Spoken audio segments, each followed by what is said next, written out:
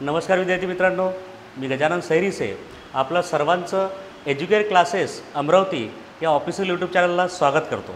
आजच्या लेक्चरमध्ये आपण पाहणार आहोत केंद्रप्रमुख भरती 2025 आणि याच व्हिडिओमध्ये आपण सोबतच टेट, टीईटी, सीटीईटी या एक्झामचे क्वेश्चनसुद्धा पाहणार आहोत। परंतु आपलं मेन टार्गेट राहणार आहे आजच्या लेक्चरमध्ये की केंद्रप्रमुख भरती 2025 या एक्झाममध्ये जे PYQs आलेले आहेत, जे PYQs या ठिकाणी दिसत आहे तुम्हाला, मराठी व्याकरण म्हणजे मराठी विषयाचे म्हणू आपण त्याला, मराठी व्याकरण आहे, मराठी शब्दसंग्रह आहे, मराठीचे इतर काही घटक आहे, ते केंद्रप्रमुख भरती किंवा केंद्रप्रमुख या पोस्टसाठी जे एक्झाम घेतली जाते तर यामध्ये कशा प्रकारे हे प्रश्न विचारले जातात, या प्रश्नांचं आपण थोडं स्पष्टीकरण या व्हिडिओमध्ये आपण पाहणार आहोत। ठीक आहे, चला आजच्या या व्हिडिओमध्ये आपण सुरुवात करूया।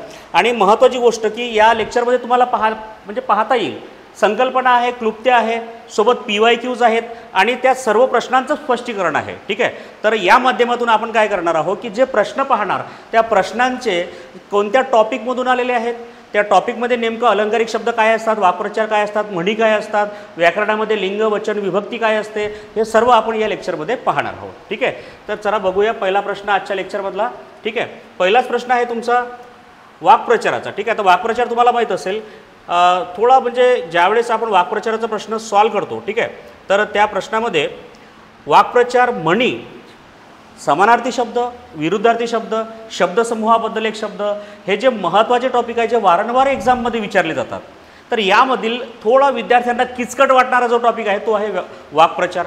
आता वाक्प्रचारामध्ये आन्सर कसं काढायचं, ठीक आहे, अभ्यास न करता, वाचन न करता प्रश्नाचं उत्तर कसं काढायचं, ठीक आहे, अतिशय सोप्या पद्धतीने आपण पाहत आहोत। ठीक आहे, जे थंबनेल तुम्ही सुरुवातीला पाहिली त्यामध्ये क्लुप्ती नावाचा एक शब्द आहे। ठीक आहे, की काय क्लुप्ती आहे, काय ट्रिक आहे प्रश्न सॉल्व करण्याची। ठीक आहे, तर यामध्ये बघूया आपण, पहा काय म्हटलं आहे, अंग काढून घेणे या वाक्प्रचाराचा अर्थ काय, बरोबर। तर वाक्प्रचाराचं पाठांतर करायची आवश्यकता नाही, पुन्हा पुन्हा पाहायची आवश्यकता नाही, काहीच नाही, तर कसं करायचं, अभ्यास नाही आहे सर, ठीक आहे, एक्झाम लगेच येऊन गेली, काय करायचं। ठीक आहे, तर शॉर्टकट ट्रिक काय आहे बघा, काय म्हटलं आहे, अंग काढून घेणे या वाक्प्रचाराचा अर्थ काय, तर डायरेक्ट ऑप्शनवर जायचं नाही, पहिली स्टेप डायरेक्ट ऑप्शनवर जायचं नाही, तर काय करायचं, सर्वात पहिले हे जो शब्द विचारलेला आहे अंग काढून घेणे या शब्दाचा पहिले अर्थ काढा। त्या शब्दाचा अर्थ काय आहे, अंग काढून घेणे म्हणजे एखादं काय असते, काम असते, बरोबर आहे। असं म्हणायचं की तुमच्या मित्राच्या घरी काय आहे, लग्न आहे आणि लग्नामध्ये खूप सारे कामं असतात, बरोबर आहे। आता तुम्ही 4-5 मित्र आहेत, तुम्ही लग्नाला गेले, तुमच्या मित्राला मदत करू लागत आहेत, परंतु त्यामध्ये एक मित्र कसा असतो माहिती आहे का तुम्हाला, की त्या कामातून अंग काढून घेतो, म्हणजे काय करतो की बाकीच्यांना म्हणते काम करा, हा काहीतरी बसलेला असते, काहीतरी टाईमपास करतो, बरोबर आहे। तर त्याला काय म्हणतात, अंग काढून घेणे, काय म्हणतात त्याला, अंग काढून घेणे म्हणजे थोडा कामचुकारपणा करणे, बरोबर आहे। ठीक आहे, आता तुम्हाला वाक्याचा शब्दाचा अर्थ समजला, वाक्प्रचार विचारलेला आहे, शब्दाचा अर्थसुद्धा समजला, तो अर्थ तुम्हाला ऑप्शनमधून काय करायचा, निवडायचा आहे। आता अंग काढून घ्यायचे म्हणजे अंघोळ करणे हे कधीच होणार नाही, बरोबर आहे। शब्दशः अर्थ वाक्प्रचाराचा कधीच येणार नाही, एवढं आपल्याला पहिले डिसाईड करायचं आहे। काय करायचं आहे, शब्दशः अर्थ कधीच येणार नाही, ओके। म्हणून पहिला ऑप्शन आपण कट केलं, बरोबर, लक्षात ठेवायचं शब्दशः अर्थ घ्यायचा नाही आहे आपल्याला। ठीक आहे, त्यानंतर जबाबदारी टाळणे, याला थोडं 50% आपण काय करू, थोडं सेव्ह करून ठेवूया, बरोबर, हे आपलं उत्तर असू शकते। त्यानंतर अंगावरचा मळ काढणे, आता अंग काढून घेणे, अंगावरचा मळ काढणे हा झाला शब्दशः अर्थ, मी तुम्हाला काय सांगितलं, शब्दशः अर्थ घ्यायचा नाही, म्हणून याला सुद्धा कट करायचं, बरोबर। आणि त्यानंतर अंग काढून घेणे म्हणजेच काय, चोरी करणे, तर चोरी करणे म्हणू शकतो का आपण त्याला, नाही, चोरी करणे म्हणजेच काय, तर दरोडा टाकणे असं आपल्याला विचारलेलं आहे का, नाही विचारलं, म्हणून याला सुद्धा कट करायचं। मग ज्याला आपण 50% म्हटलेलं आहे त्याला करायचं 100%, बरोबर आहे। काय करायचं, 100% करायचं, म्हणजे आपलं राईट आन्सर काय आहे, जबाबदारी टाळणे, म्हणजे एखाद्याने जर आपल्यावर जबाबदारी दिली ते पूर्ण न करता त्याला काय करायचं, त्यामधून अंग काढून टाकायचं, म्हणजे बाजूला होऊन जायचं, मला काही त्याच्याशी घेणं देणं नाही, असा त्याचा काय होतो, अर्थ होतो। तर जबाबदारी टाळणे म्हणजे काय, अंग काढणे। ठीक आहे, आता या ठिकाणी आपण काय केलेलं आहे बघा, एका प्रश्नाचं फक्त उत्तर पाहिलं का, नाही, आपण या ठिकाणी काय पाहिलं की वाक्प्रचार या टॉपिकवर जर प्रश्न येत असेल तर तो प्रश्न सोडवायचा कसा, याची एक तुम्हाला ट्रिक मी सांगितलेली आहे। काय ट्रिक सांगितली, तर जो शब्द विचारलेला असतो वाक्प्रचाराचा त्याचा अर्थ पहिले काढायचा, काय करायचं, पहिले अर्थ काढायचा, तोच अर्थ आपल्याला ऑप्शनमध्ये पाहायचा आहे, जुळता मिळता आपल्याला मिळाला, कोणता आहे, जबाबदारी टाळणे। तर अशा सोप्या पद्धतीने अतिशय कमी वेळामध्ये आपण काय करू शकतो, त्या प्रश्नाचं उत्तर काढू शकतो। ठीक आहे, चल दुसरा एक प्रश्न तुमच्या डोळ्यासमोर आहे, अलंकारिक शब्द, कोणता शब्द विचारलेला आहे, अलंकारिक शब्दाचा अर्थ तुम्हाला काय करायचा आहे, सांगायचा आहे, बरोबर। आता अलंकारिक शब्द कशाला म्हणतात, बरोबर. चा आता एक उदाहरण देतो मी तुम्हाला, पहा काय म्हटलेलं आहे. एक शब्द आहे गाजर पारखी. गाजर पारखी, बरोबर आहे. हा प्रश्न एक्झाममध्ये पुन्हा पुन्हा विचारलेला आहे, बरोबर आहे. म्हणजे टेट असो, CET असो, CTET असो, किंवा केंद्रप्रमुख असो, बरोबर, किंवा MPSCच्या काही एक्झाम असो, बऱ्याच एक्झाममध्ये हा प्रश्न पुन्हा पुन्हा रिपीट होतो, बरोबर आहे. तर असे काही प्रश्नांची मी तुम्हाला एक लिस्टच देणार आहे की एवढे शब्द करून टाका, याच्या व्यतिरिक्त अलंकारिक शब्द येणारच नाही एक्झाममध्ये, बरोबर. ठीक आहे, तर एवढं लक्षात ठेवायचं आहे. आता गाजर पारखी या शब्दाचा अर्थ काय होतो, हा आहे अलंकारिक शब्द. गाजर पारखी म्हणजे काय, तर कशाचीच पारख नसलेला, कशाचीही पारख नसलेला व्यक्ती, त्याला आपण काय म्हणतो, गाजर पारखी, बरोबर आहे. 11वा रुद्र, बरोबर आहे. किंवा आपण असं म्हणू शकतो जमदाग्नीचा अवतार. जमदाग्नीचा अवतार म्हटलं तर काय होते, अतिशय तापट मनुष्य, बरोबर आहे. तर या सर्व शब्दांना आपण काय म्हणतो, अलंकारिक शब्द. आता बघा काय म्हटलेलं आहे, अलंकारिक शब्द तर विचारला तुम्हाला, पण कोणता विचारलेला आहे, इडिलिंबू. ठीक आहे, काय म्हटलेलं आहे, इडिलिंबू. आता तुम्हाला जर माहीत असेल की इडिलिंबू शब्द, इडिलिंबू कशाला म्हणतात, तर लिंबूचा मोठा प्रकार, बरोबर आहे. जर तुमच्या घरी लिंबूचं झाड असेल किंवा तुमच्या शेतामध्ये लिंबूचं झाड असेल, तुम्ही पाहिलं असेल की त्या लिंबूच्या झाडांमध्ये कधी कधी लिंबूच्या झाडाला इडिलिंबू येतो, बरोबर आहे.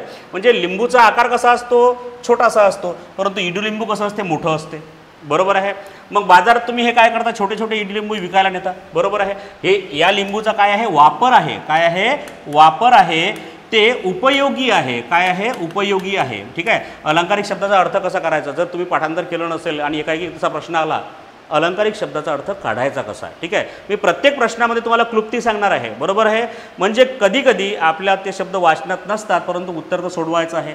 कसं सोडवायचं, शॉर्टकट टिक काय आहे ते आपण या ठिकाणी पाहतो, बरोबर आहे. तर इडिलिंबू, आता इडिलिंबू हा आहे लिंबू, बरोबर आहे, आणि हा आहे इडलिंबू.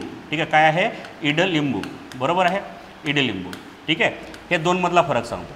लिंबूचा वापर होतो, लिंबू उपयोगी आहे, बरोबर आहे. ठीक आहे, म्हणजे याचा काय होतो, वापर होतो. मला एक सांगा, इडलिंबूचा वापर होतो का, नाही, बरोबर आहे. ती उपयोगी आहे का, नाही.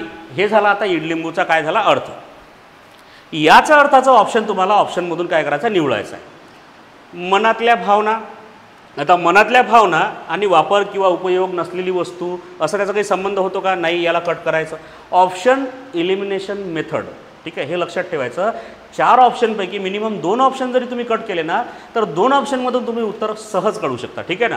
त्यानंतर काय काय म्हटलं, अत्यंत रागीट मनुष्य, याला आपण म्हणतो जमदाग्नी. काय म्हणतो आपण याला, जमदाग्नी म्हणतो. जमदाग्नीचा अवतार म्हणजे अतिशय रागीट मनुष्य, बरोबर आहे. ठीक आहे, तर ते उत्तर होईल का आपलं, नाही. म्हणून याला सुद्धा काय करायचं, कट करायचं, बरोबर. अति धनवान व्यक्ती, काय म्हटलं आहे, अति धनवान व्यक्ती म्हणजे त्याला काय म्हणतो आपण, श्रीमंत म्हणतो, बलाढ्य, धनाढ्य म्हणतो आपण त्याला, बरोबर आहे. ठीक आहे, मग तो होईल का, नाही, बरोबर. मग राहिला आपल्याकडे चौथा ऑप्शन.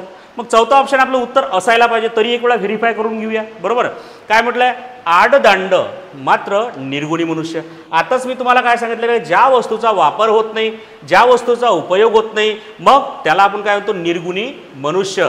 आडदांड, बरोबर आहे. संपूर्ण शेतामध्ये काय लिंबूच लिंबू आहे, परंतु लिंबूच्या झाडाला इडिलिंबू येणं म्हणजे त्याला आपण काय म्हणतो, आडदांड असं म्हणतो. शब्दाचा योग्य अर्थ आपण काढला, म्हणजे त्या शब्दाचा अर्थ आपल्याला माहिती नव्हता, तरी तुम्ही सहज पद्धतीने तो काढला की नाही काढला, बरोबर. ठीक आहे, तर अशा पद्धतीने आपल्याला काय करायचे असतात, या प्रश्नांची उत्तरं काढायचे असतात.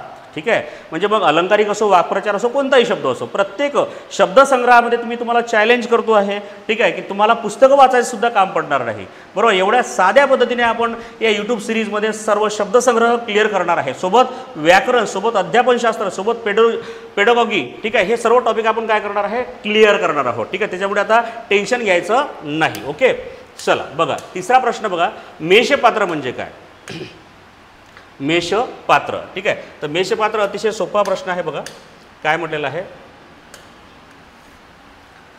सुंदर माणूस, निरुद्योगी माणूस, बावळट माणूस, कर्तबगार माणूस. म्हणजे माणसाबद्दल आहे एवढं तर क्लिअर आहे, कारण 4ही ऑप्शनमध्ये काय विचारलेलं आहे, माणूस म्हणून काय विचारलेलं आहे. ठीक आहे, मेषपात्र म्हणजे काय, तर पहा कर्तबगार दिलेला आहे, सुंदर दिलेला आहे, निरुद्योगी दिलेला आहे, तर त्याचं उत्तर तुम्हाला काय घ्यावं लागेल, बावळट माणूस. ठीक आहे, एखादा असतो बावळट माणूस असतो, त्याला आपण काय म्हणतो, मेषपात्र असं म्हणतो, बरोबर. ठीक आहे, अतिशय सोपा प्रश्न होता, जास्त एक्सप्लेनेशनची त्याला आवश्यकता नाही. ठीक आहे, हा प्रश्न बघा, हा प्रश्न थोडा महत्त्वाचा आहे.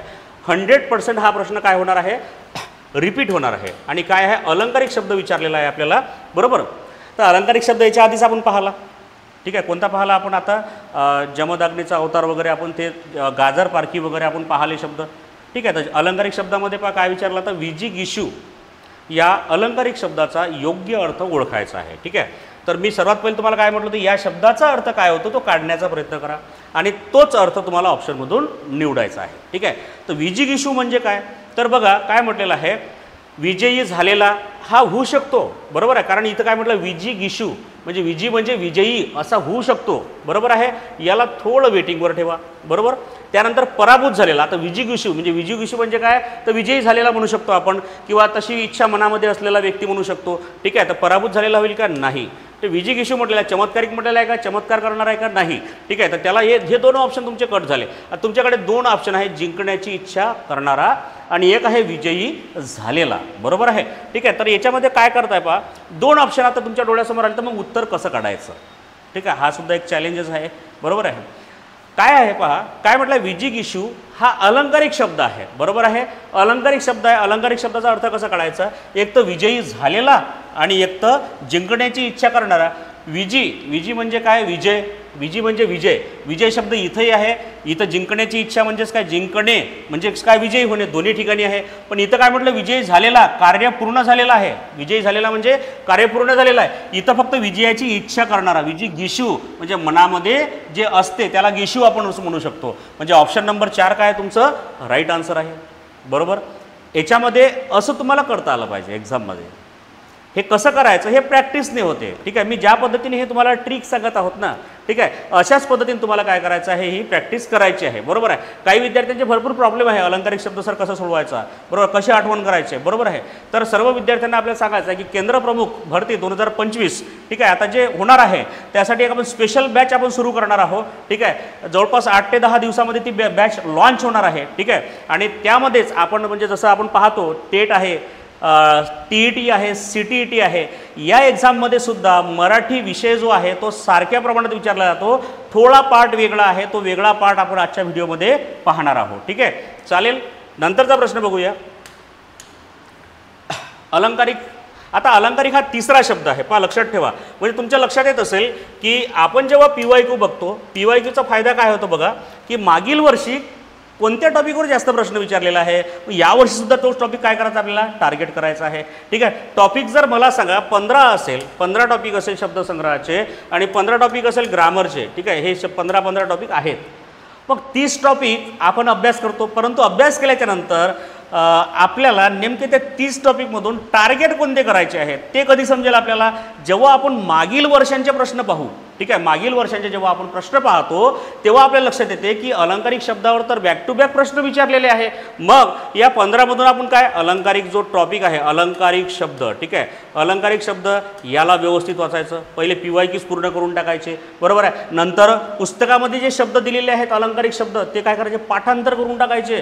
कधी कधी वेळेवर ट्रिक जर नाही सुचली तर काय करसाल. बरोबर. तर तो सुद्धा एक आपल्याला फॉर्म्युला आहे की पहिले पाठांतर करा. बरोबर आहे. आणि जर होत नसेल तर आपल्याला या लेक्चरमध्ये पूर्ण पाहायला भेटेल की कशा पद्धतीने आपण शॉर्टकट पद्धतीने हे सर्व आपण करू शकतो. बरोबर. ठीक आहे.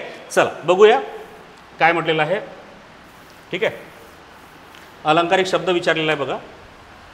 चुकीचा अर्थ असलेली अलंकारिक जोडी ओळखायची तुम्हाला. चुकीचा अर्थ असलेली. ठीक आहे. म्हणजे 3 बरोबर आहे, 1 चूक आहे. तर बरोबर ओळखूया आपण. ठीक आहे. आता नरसिंह. ठीक आहे. इथून सुरुवात करूया. नरसिंह म्हणजे नरसिंह तुम्ही पाहिलेला आहे. बरोबर आहे. नरसिंह म्हणजे जेव्हा आपण पाहतो भक्त प्रल्हाद. ठीक आहे. भक्त प्रल्हाद जो विष्णूचा भक्त असतो. ठीक आहे. त्याची भक्ती करत असतो आणि हिरण्यकश्यप.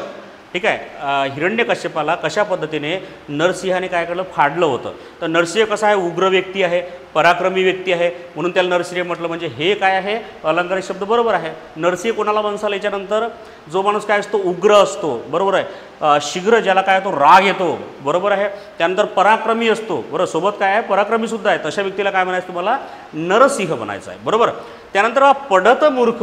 पढत मूर्ख म्हणजे एखादा व्यक्ती शिकलेला आहे. बरोबर आहे. काय आहे शिकलेला आहे, सुशिक्षित आहे, चांगल्या प्रकारचं तो शिक्षण त्याने घेतलेलं आहे, परंतु तो जर अंधश्रद्धेला मानत असेल. बरोबर आहे, कर्मकांडाला मानत असेल, जो दैववादी असेल असा व्यक्ती काही कामाचा आहे का, म्हणजे शिकलेला आहे परंतु तरीही त्याला ह्या नॉर्मल गोष्टी जर समजत नसेल, तो जर अंधश्रद्धेवर विश्वास ठेवत असेल तर त्याला आपण काय म्हणतो, शिकलेली पण मूर्ख व्यक्ती. कसं आहे, शिकलेला तर आहे परंतु मूर्ख व्यक्ती त्याला म्हणतात पढत मूर्ख. म्हणजे दोन्ही शब्द काय आले आपले, बरोबर आले. आपल्याला चूक शोधायचं आहे, म्हणजे आता आपलं उत्तर जे आहे ते पहिले किंवा दुसऱ्या ऑप्शनमध्ये आहे. ठीक आहे, काय असू शकते तुमच्यामध्ये, पहिलं असू शकते का दुसरं असू शकते. ठीक आहे, मनामध्ये उत्तर घ्यायचं आहे तुम्हाला. ठीक आहे, चला चेक करू. आता काय म्हटलं, पिंडीवरचा विंचू. पिंडीवरचा विंचू जे महादेवाची पिंड वगैरे असते. ठीक आहे, तर काय म्हटलं, पिंडीवरचा विंचू म्हणजे काय, थोरांच्या आश्रयास असलेली दुष्ट व्यक्ती. बरोबर आहे, काय म्हटलेलं आहे, थोरांच्या. थोर म्हणजे काय, की जे मोठे लोक असतात, जे सन्माननीय असतात, जे आदरणीय लोक असतात त्यांना म्हणतात थोर. ठीक आहे, जे मोठे लोक असतात, बरोबर आहे, विचारांनी. बरोबर, तर थोरांच्या आश्रयास असलेली जे दुष्ट व्यक्ती असते त्याला काय, विंचू. विंचू म्हणजे काय, दुष्ट व्यक्ती जो चावतो. बरोबर आहे, ज्याने आपल्याला विजा होते त्याला आपण काय होतो, दुष्ट व्यक्ती म्हणू आपण त्याला. तर पिंडीवरचा विंचू म्हणजेच काय, तर पिंडीचाच काय करायचा, आश्रय घ्यायचा. बरोबर आहे, आणि त्याच ठिकाणी काय करायचे, दुष्कर्म करायचे, तर त्याला आपण काय म्हणतो, पिंडीवरचा विंचू. म्हणजेच काय, पहिलं नंबरचं उत्तरसुद्धा बरोबर आहे. म्हणजे 3 आपण बरोबर काढले. म्हणजे चुकीचं उत्तर कोणतं आहे, चुकीचं उत्तर आहे पाप्याचे पितर. पाप्याचे पितर. ठीक आहे, पाप्याचे पितर म्हणजे काय, तर अतिशय पापी व्यक्ती असं म्हटलेलं आहे. बरोबर आहे, तर इथं पापी व्यक्ती लागेल का मग आपल्याला, नाही. ठीक आहे, तर म्हणजेच आपलं रॉंग उत्तर कोणतं आहे, 2 नंबरचं. त्यांनी तेच म्हटलं, चुकीचा अर्थ असलेली अलंकारिक जोडी ओळखा. तर चुकीचा अर्थ आहे सेकंड नंबरच्या ऑप्शनमध्ये. म्हणजे तुमचं उत्तर काय राहणार, ऑप्शन नंबर 2 हे तुमचं काय राहणार, राईट आन्सर राहणार. ठीक आहे ना. चल बघूया दुसरा प्रश्न. कावळा म्हणजे गोंडी भाषेत काय. ठीक आहे, कावळा म्हणजे गोंडी भाषेत काय. आता गोंड भाषा विचारलेली आहे. तुम्हाला जर माहीत असेल, महाराष्ट्रामध्ये आपण जेव्हा विदर्भाचा विचार करतो आणि विदर्भामध्ये पूर्व विदर्भ जेव्हा पाहतो, बरोबर आहे, तुम्हाला जर माहीत असेल, ठीक आहे, चेक करूया गोंड भाषा. ठीक आहे, चल इथं तुमची कन्सेप्ट क्लिअर होईल, म्हणजे थोडं GS साठी सुद्धा तुम्हाला कमी पडेल. ठीक आहे, आता हा प्रश्न आला म्हणून मी तुम्हाला थोडं या ठिकाणी क्लिअर करून देतो आहे. हा आपला महाराष्ट्र आहे आणि महाराष्ट्रामध्ये आपण जेव्हा पाहतो तर हा आहे आपला विदर्भ या साईडचा, आणि यामध्ये 2 भाग पडतात. हा आहे पश्चिम विदर्भ. काय आहे, हा आहे पश्चिम विदर्भ आणि हा आहे पूर्व विदर्भ. काय येतो, पूर्व विदर्भ. ठीक आहे, तर आपल्याला पूर्व विदर्भाचा विचार करायचा आहे फक्त. पूर्व विदर्भामध्ये जसं आपण पाहतो नागपूर आहे, वर्धा आहे, भंडारा आहे, गोंदिया आहे, चंद्रपूर आहे आणि गडचिरोली आहे, असे 6 जिल्हे आहेत. ठीक आहे, तर लक्षात ठेवायचं, हा जो पूर्व विदर्भ आहे, नागपूर प्रशासकीय विभाग, त्यामध्ये आदिवासी जमाती आहे. लक्षात ठेवा, गोंड आहे, मांडिया गोंड आहे, गोंड, मांडिया गोंड, आंध, कोया, हलबा आणि परधान. ठीक आहे, तर या आपल्याला विचारतात की महाराष्ट्राच्या पूर्व भागामध्ये असणाऱ्या आदिवासी जमाती कोणत्या, तर लक्षात ठेवा. आणि मांडिया गोंड ही जी जमात आहे केंद्र सरकारने वर्गीकृत केलेली आदिवासी जमात आहे. बरोबर आहे. ठीक आहे, तर ते प्रश्न काय विचारला आहे, कावळा म्हणजे गोंडी भाषेत काय म्हणतात. गोंडी भाषेत म्हणजे या गोंड लोकांच्या भाषेमध्ये कावळ्याला काय म्हणतात. ठीक आहे, गोंड लोकांच्या भाषेमध्ये कावळ्याला काय म्हणतात. ठीक आहे, तर या ठिकाणी काय म्हटलं आहे, पोनाड, बारज, खनाल, काकाड. तर काकाड म्हणजे कावडा, हे तुम्हाला लक्षात ठेवायचं आहे. बरोबर आहे, हा प्रश्न 2 एक्झाममध्ये विचारलेला आहे. ठीक आहे, कदाचित 2025च्या केंद्रप्रमुख भरतीमध्ये सुद्धा विचारला जाऊ शकतो. आणि नेक्स्ट ज्या अपकमिंग एक्झाम आहे, टेट आहे, TET आहे, CTET आहे, याच्यामध्ये सुद्धा हे प्रश्न विचारले जाऊ शकतात. PYQs हे असेच्या असेच एक्झाममध्ये येत असतात. त्यामुळे या व्हिडिओला तुम्हाला सिरियसनेसनी बघावे लागेल. ठीक आहे, जे काही मी एक्स्ट्रा इन्फॉर्मेशन या ठिकाणी सांगत आहे तुम्हाला नोट डाऊन करायची आहे. ज्या काही ट्रिक्स सांगत आहोत त्यासुद्धा लिहून ठेवायच्या आहे, त्याच्यावर प्रॅक्टिस करायची आहे तुम्हाला. ठीक आहे, चला त्याचं उत्तर काय पाहिलं आपण आता. गोंडी भाषेत कावड्याला काय म्हणतात, तर काकाड म्हणतात. काय म्हणतात त्याला, काकाड. ठीक आहे, चल पुन्हा एक शब्द विचारला आहे, अडणीवरचा शंख म्हणजे काय. अडणीवरचा शंख म्हणजे काय. आता 4 ऑप्शन आहे, त्यापैकी आपल्याला उत्तर काढायचं आहे.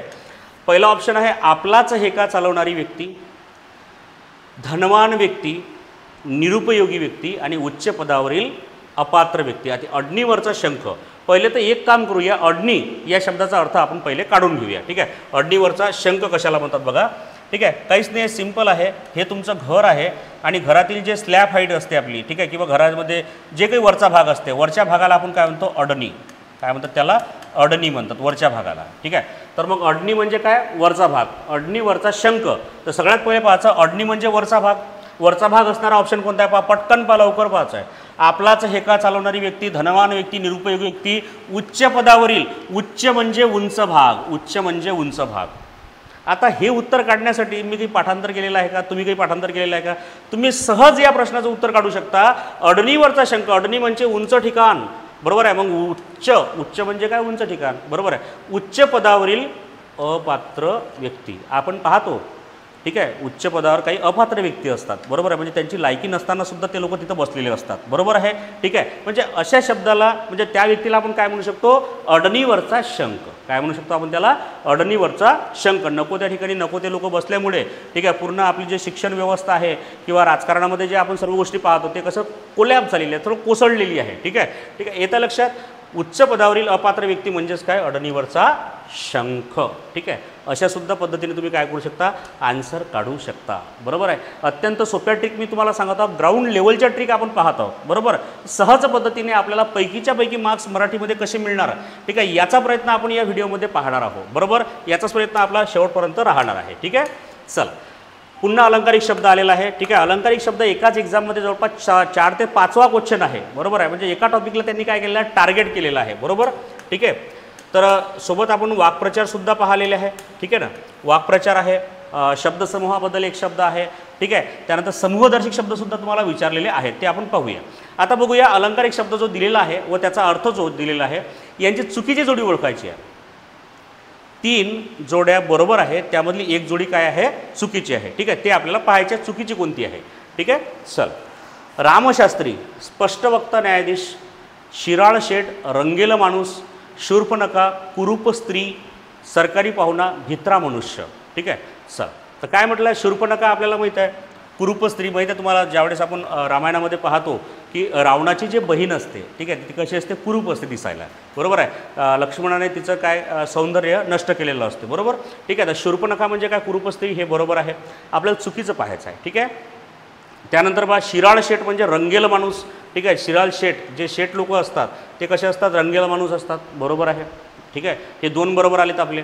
रामशास्त्री, स्पष्टवक्ता न्यायाधीश, ठीक आहे, हे सुद्धा काय आहे, बरोबर आहे. रामशास्त्री काय, स्पष्टवक्ता काय आहे, न्यायाधीश आहे, हे सुद्धा काय आहे, बरोबर आहे. म्हणजे 3 जर बरोबर असेल तर 4था चुकलेला आहे. सरकारी पाहुणा, याला आपण भित्रा मनुष्य म्हणू शकतो का, नाही ना. सरकारचा पाहुणा, सरकारी पाहुणा म्हणजे आता आपण जर म्हटलं की समजा एखाद्या व्यक्तीने गुन्हा केला, त्याला कशामध्ये टाकले जातात, तुरुंगामध्ये टाकलं जाते. बिनभाड्याचं जे घर असते त्याच्यामध्ये आपल्याला टाकले जाते, ठीक आहे. मग आता त्याला 2 टाईम आपल्याला जेवण द्यावं लागते. जो कैदी असतो तुरुंगामधला त्याला 2 टाईम जेवण द्यावं लागते ना.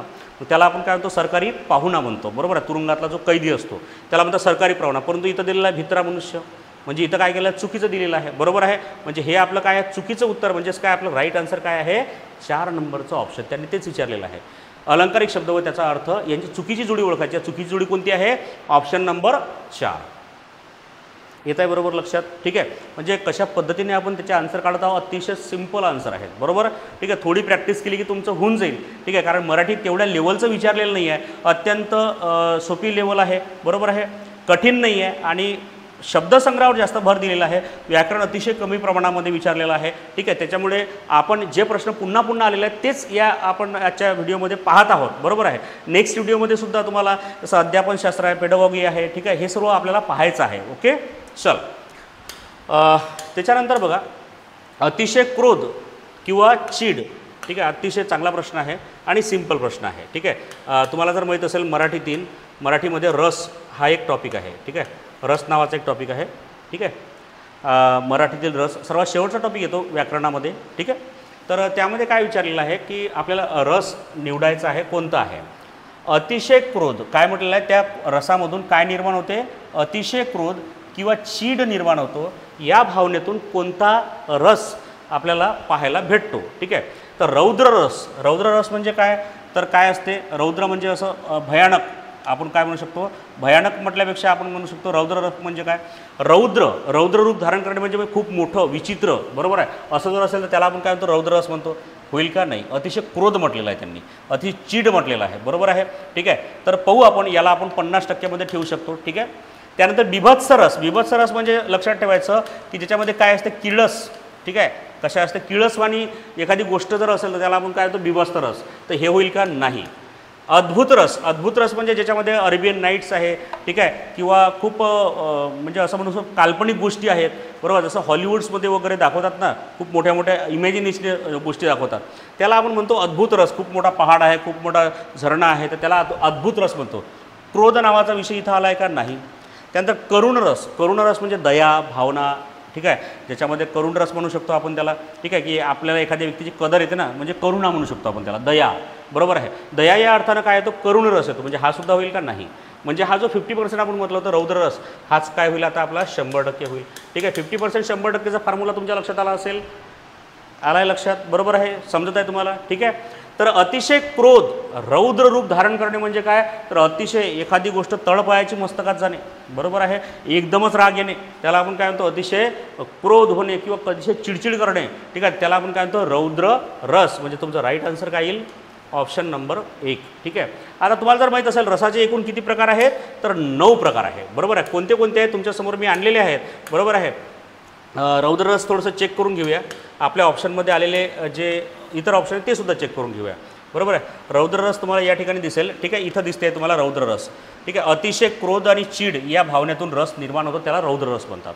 म्हणजे आपलं उत्तर काय आहे, बरोबर आहे, ठीक आहे. आणि इतर जे ऑप्शन दिलेले आहे पहा, करुण रस म्हणजे शोक आहे, दुःख आहे, वियोग आहे, याच्यातून निर्माण होतो, दया आहे, त्याला म्हणतो करुण रस म्हणतात, बरोबर आहे. त्यानंतर काय म्हटलेलं आहे, अद्भुत रस, अद्भुत रस एक ऑप्शन आहे आपल्याला. आश्चर्यकारक गोष्टींच्या वर्णनातून हा रस निर्माण होतो, आश्चर्य आहे, बरोबर आहे, ठीक आहे. त्यानंतर आपल्याला काय विचारलं होतं, हां बरोबर आहे, बिभत्स रस विचारला, ज्याच्यामध्ये किडस असतो, वीट असतो, तितकाडा असतो, त्याला काय म्हणतात, ठीक आहे. तर हे आपण तीनही ऑप्शन या ठिकाणी पाहिले, अद्भुत रस आहे, करुण रस आहे, तर आपलं राईट आन्सर कोणता आहे, रौद्र रस. इतर रस तुम्हाला दिसत आहे, तर शृंगार रस आहे. शृंगार रसमध्ये काय असते, तर जसं स्त्री पुरुष एकमेकांबद्दल वाटणाऱ्या प्रेमातून किंवा आकर्षणातून ती गोष्ट निर्माण झालेली असते, त्याला शृंगार रस म्हणतात, बरोबर आहे, ठीक आहे. त्यानंतर हास्यरस म्हणजे याच्यामध्ये काहीतरी कॉमेडी केलेली असते, विसंगती व्यंगदर्शन आहे, ठीक आहे, विडंबन आहे, चेष्टा आहे, ठीक आहे, गंमत जम्मत आहे, त्याला आपण काय म्हणतो हास्यरस म्हणतो, बरोबर. भयानक रस म्हणजे काय, तर जसं भीतीदायक एखादं वर्णन केलेलं असेल, बरोबर, की भीती या भावनेतून निर्माण झालेला रस म्हणजे भयानक. आणि शांत रस म्हणजे काय, तर मंदिरामध्ये वगैरे बसल्याच्या नंतर आपल्याला किती शांत वाटते, मेडिटेशन वगैरे करताना किती शांत वाटते, ठीक आहे, तर त्याला आपण काय म्हणतो शांत रस. परमेश्वर विषयक भक्ती आहे, सत्पुरुषांची संगती आहे, जे सत्पुरुष असतात, संत लोक असतात, त्यांची संगती आहे, देवालय आहे, आश्रम आहे, यांच्या परिसरामध्ये जे वातावरण असते ना, त्या वातावरणामध्ये म्हणजे हा रस काय होतो, निर्माण होतो, ठीक आहे. तर हे आपण काय पाहिले, रसाचे 9 प्रकार पाहिले, बरोबर, ठीक आहे. चला त्यानंतर बघा आपल्याला विचारलेलं आहे, म्हण विचारलेली आहे, ठीक आहे.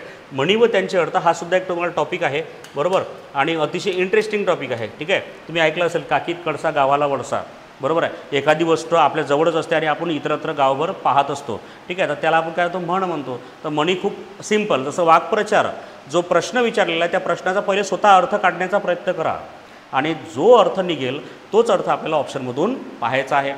आपले डावपेच आपल्यावरच उलटणे या अर्थाची म्हण खालीलपैकी कोणती आहे, तर आपले डावपेच आपल्यावरच उलटणे, बरोबर आहे. तर याच्यामध्ये आपण पाहू शकतो की आपले डावपेच जर आपल्यावरच उलटणे याला काय म्हणतात, ठीक आहे.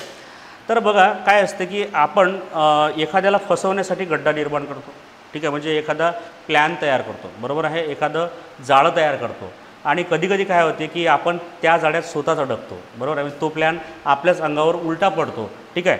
तर असा त्याचा अर्थ होतो. अर्थ काढला आपण. आता त्याच अर्थाची आपल्याला म्हण पाहायचं आहे. पहिले पाढे 55, मुकी गाय फटके खाय, त्यानंतर गुरुची विद्या गुरुस फळली, इकडे आड तिकडे विहीर, ठीक आहे. आता इकडे आड तिकडे विहीर म्हणजे इकडेही काय आहे, संकट आहे, आणि तिकडेही काय आहे, संकटच आहे, असा अर्थ आहे का, नाही. आपले डावपेच आपल्यावरच उलटणे म्हणजे आपला प्लॅन आपल्या प्लॅनमध्ये आपणच फसणे, ठीक आहे, आपण असा अर्थ काढलेला आहे, म्हणून हे होईल का, नाही.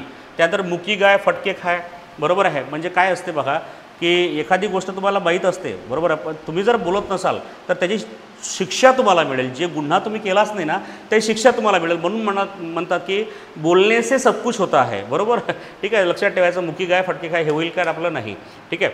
तर लक्षात ठेवा, गुरुची विद्या गुरुस फळली, म्हणजे जे गुरुची विद्या आहे ते गुरुवरच काय झाली, फळली. म्हणजेच काय तर आपले डावपेच आपल्यावरच उलटणे हे आपलं काय होईल, राईट आन्सर. म्हणजे ऑप्शन नंबर 3 काय आपलं बरोबर उत्तर आहे. बरोबर.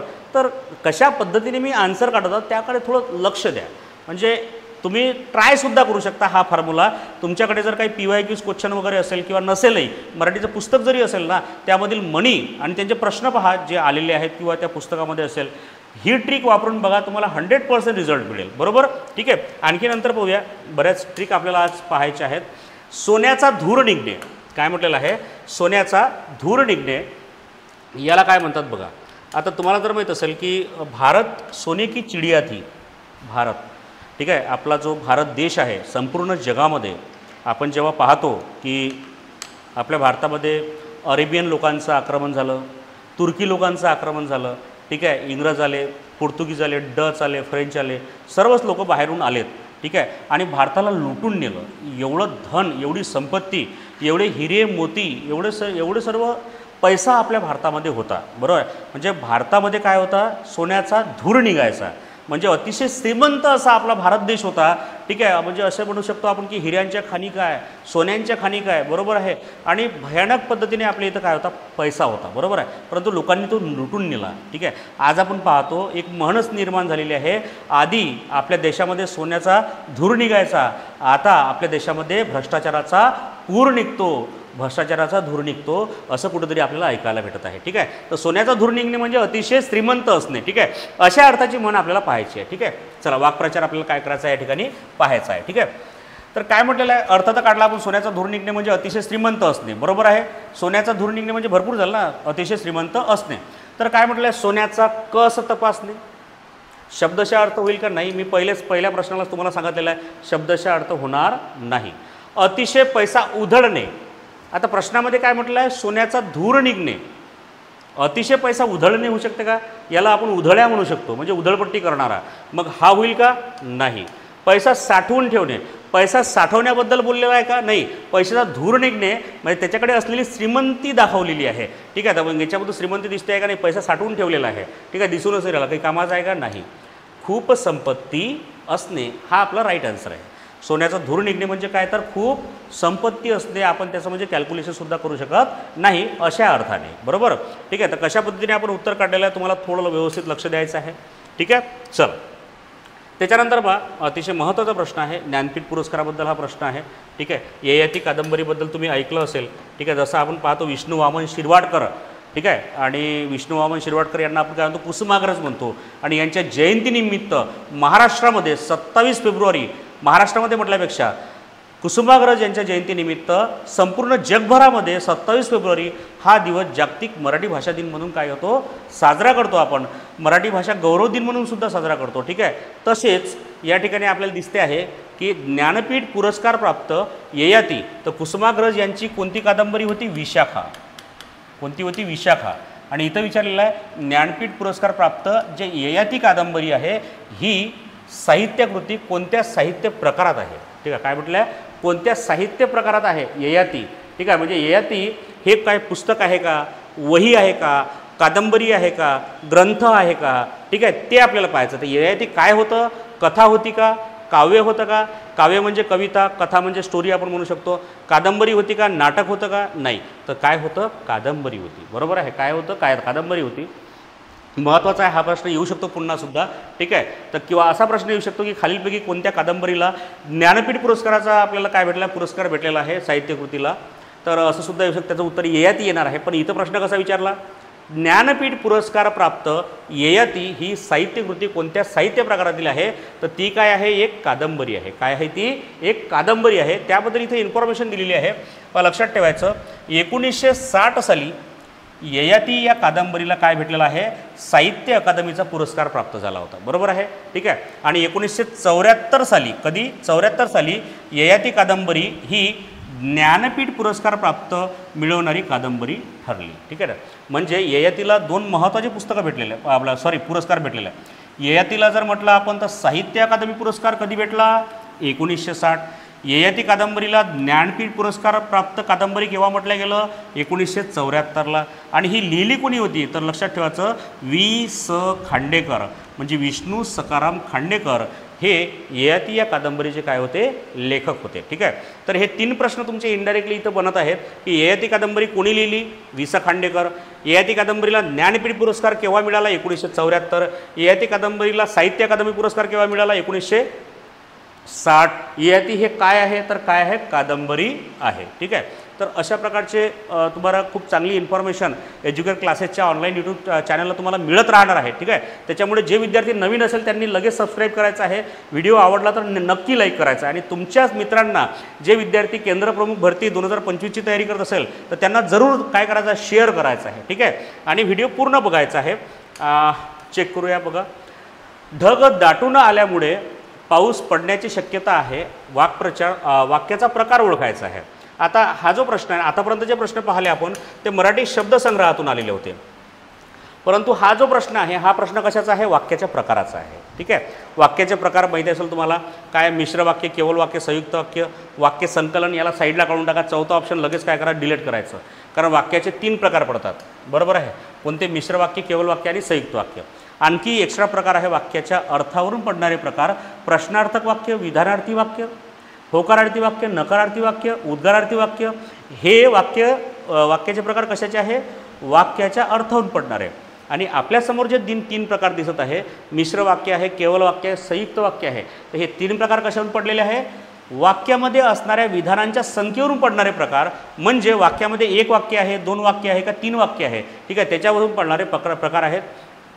जे मिश्र वाक्य असते, मिश्र वाक्य कसं असते? गौण वाक्य. काय असते? गौण वाक्य प्लस प्रधान वाक्य. ठीक आहे. किंवा पहिले प्रधान वाक्य येऊ शकते, नंतर गौण वाक्य येऊ शकते. केवळ वाक्य म्हणजे एकच वाक्य. काय असते?